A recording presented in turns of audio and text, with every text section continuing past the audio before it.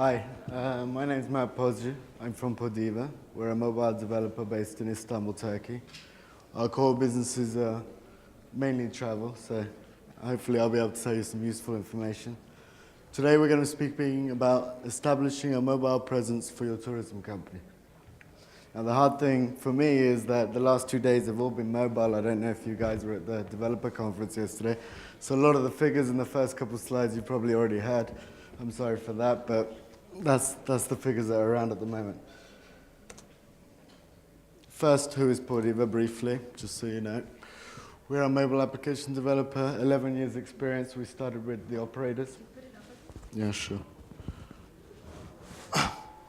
We have developed apps and mobile websites for numerous tourism and travel brands in Turkey and the European brands, especially mobile travel sites.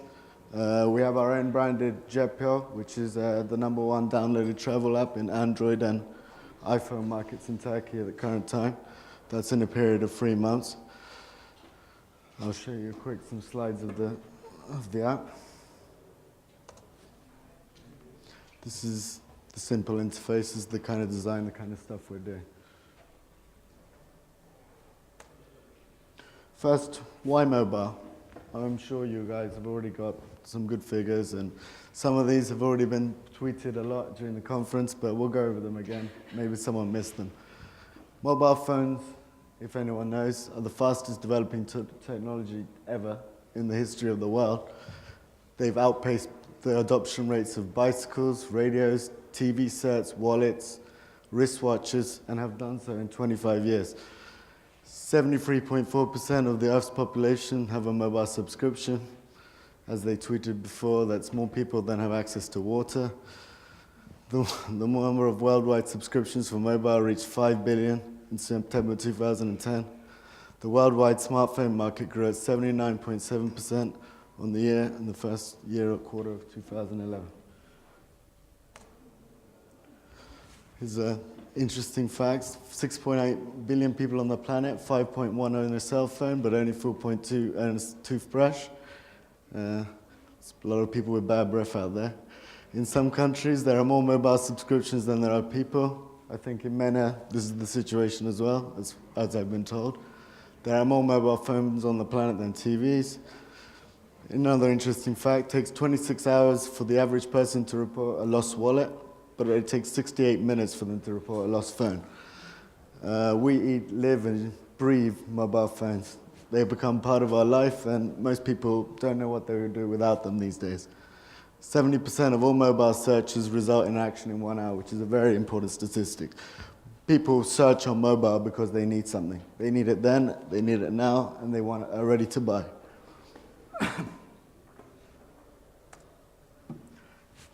Here's a brief smartphone penetration. These are actually sales figures, not actually the phones in circulation, but gives you a good figure of where the world is going.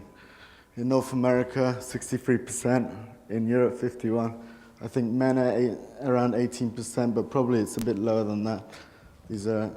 But I think in a couple of years, all the figures are going to be up here, especially in the travel market. Another interesting fact, especially for the MENA region, we as Pordiva always tell everyone that mobile is not an add-on for a website. Most people believe that, oh, I have a website, oh, I can grab a few more customers with mobile. We believe mobile is a medium on its own, and these statistics actually point to that. In many developing nations, the majority of mobile web users are mobile only. That means their first experience accessing the internet is from a mobile device. Never have they bought a laptop, they can't afford a laptop, but they all have a mobile phone. Maybe it's not an iPhone, maybe it's not an Android, let's be clear about that. There are some very, very cheap internet-capable mobile phones. But they are connecting to the world via mobile. In Egypt, apparently the figures are 70% of all internet subscribers, or percentage of mobile web users who never or infrequently use the desktop. I'm sure in MENA the figures are pretty similar or much lower. As you can see, as the company, The developed nations have a much lower rate. But an interesting figure there is that in many developing nations, the mobile only tend to be under 25, which means that young people are growing up with iPads, with mobile phones. They don't see the need to buy a laptop anymore. I mean, why? I can do everything I need from this device in my pocket. This is where the future is going. I mean, who wants to carry around a big laptop, a big charger? You have to plug it in everywhere. You have to get a USB plug-in to be able to connect online while you're traveling around. Mobile is a medium of its own. Here's what it means for the tourism and travel sector. Okay, some of these figures probably, I think for MENA, very far away from these figures, but this is the way the world is going. In the Western world, 16% of all travelers surveyed currently use smartphones to book trips. And the source is Amadeus. I think we have a friend from Amadeus back there. He advised me that this is more for North America, but it's a good example of what's going on. 2/3 of businesses now plan travel using search engines, with smartphone bookings rising 69% in 2010. Mobile traveling bookings account for 15% of all corporate reservations in 2010, up from 9% in 2009. Now, we don't have the figures for 2011 yet, but you can see there's a 100% increase already.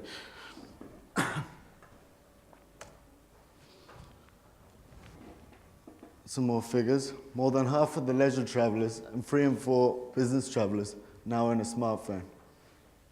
That's why it's particularly important to tourism. You can look at the percentage of people in the country who have smartphones and think, well, should I invest in this technology or not? There's maybe only 5% people using it. But the point is, the people who are travelers, who are going on holiday, the business travelers, the people who are spending the money in tourism, are the people who are using smartphones. So these are the people you definitely want to target. Number of mobile bookings in the mobile travel space. This is world figures, I guess. 20 million from 2008 to 200 million in 2010. As you can see, the upgrades in 2 years. Who knows where we're at now? The percentage of hotel searches coming from mobile devices is 19.5% of all hotel searches, which is 1 in 5. So, this is where we come in. I think everyone's convinced that mobile, yeah, that's definitely a place we need to be. How are you going to be there? What are the solutions? This is where we come in. A mobile website. What's the difference between an application? Why would I invest in a mobile website? Do I need an app or do I need a website? This is the advantages of a website. It's accessible by nearly all internet-connected mobile phones, if it's optimized correctly. A normal website obviously won't work. No need to find and install an application from an app store. I mean, we should think about that. Actually finding an app out of the 100,000 apps in the app store is not easy. You have to advertise, you have to catch that person, you have to direct them to your app to download it. With a mobile website, you can generate traffic and users from search engines and make use of localized search. As I think from the previous sessions, people were saying the biggest traffic generators and the biggest sources of finding new users are always search engines. So without access to search engines, it's very hard to find new customers. Just putting an app into the store and waiting for someone to accidentally find you, download you, and maybe turn them into a customer is not a good strategy. And of course, another big positive effect for mobile websites is they're easily shared by users via link from other websites, blogs, or even social media. It's easy to tweet a URL. It's easy to write on your Facebook page a URL. It's easy to tell your friend over the phone a URL. But to explain to someone to go into the App Store, download this app, not mix it up with another app, is a lot more trickier. That doesn't mean that apps are not important. Apps are very important. We propose a dual strategy if you have the resources, obviously. Mobile applications, what are the advantages? Superior ease of use and UI. Using an app is a lot nicer than using a web page if it's designed properly. It's faster, it's easier, there's a lot more tricks, animations, and just generally it's much more of a pleasure to use. You can use advanced features of the smartphone, such as GPS, camera, as we saw previously, augmented reality, QR codes. These are all things that only applications can do. They require processing power. You can't do these things with mobile websites. So a mobile application makes personalized approach is much easier with an app, which means once you have your customer, they download an app, you can take their data once, and the app knows who they are. With a mobile website, every time they have to log in and put their username and password in for you to know who that customer is, which means you cannot provide any personalized services. It's like traditional media. Everyone who comes to the site will see the same offers, the same deals, the same proposition. With an app, it's easier to personalize. Every time they open that app, you can collect data about who they are, what they're doing, when they're doing it, where they're doing it. These are all functions that an app can provide you. When you put these all together, that creates a lasting link with the customer, as long as the app is not deleted, of course.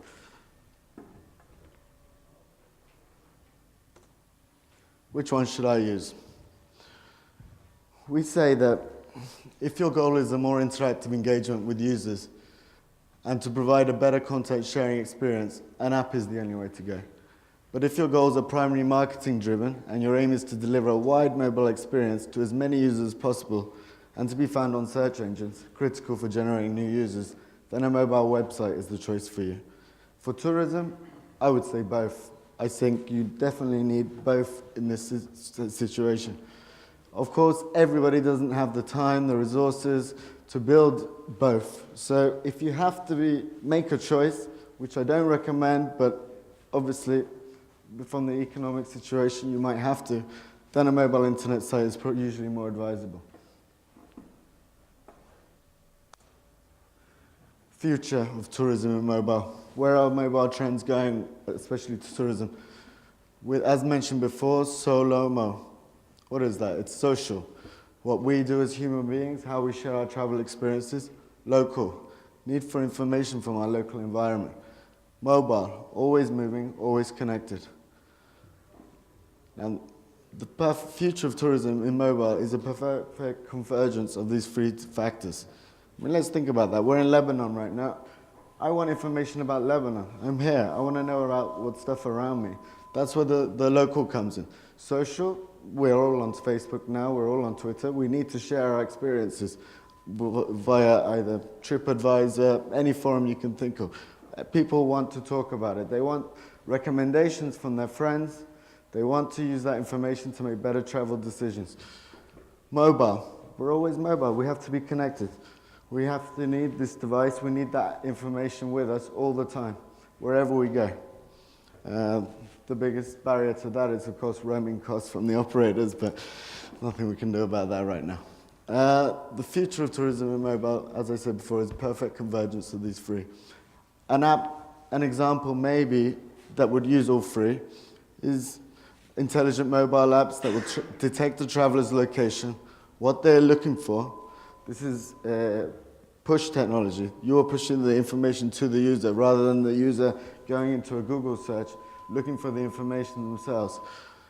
It will provide directions and it will push specials or deals or information based on geolocation while allowing customers to share their experience in real time. It's social, local, mobile. That's the trend of SOLOMO.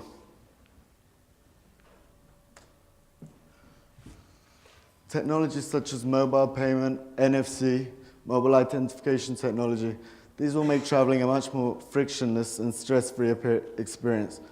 This can be anything from checking in airports and airlines, which they do with QR codes now. There are plans on using NFC technology. I had those pilots in a couple hotels in America where people are actually using their phones as room keys using NFC technology, meaning bypassing the check-in altogether. They walk through the front door, get in the elevator, and go straight to the room.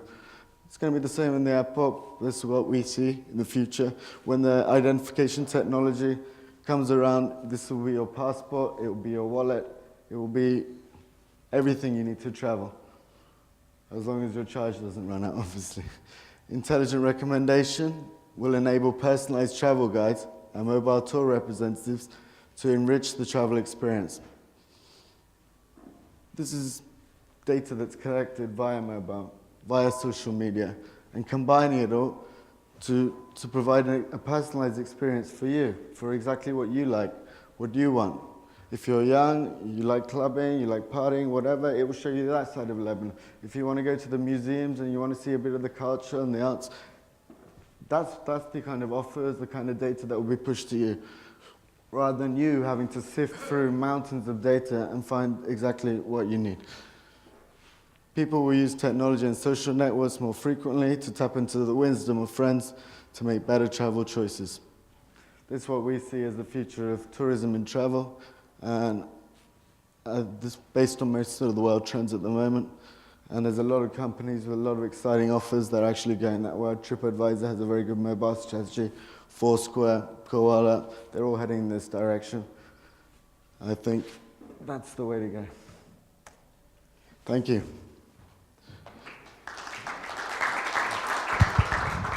Thank you, Mert. Thank you. If you want any questions from Hala and Mert, we have a few minutes for that before we wrap up.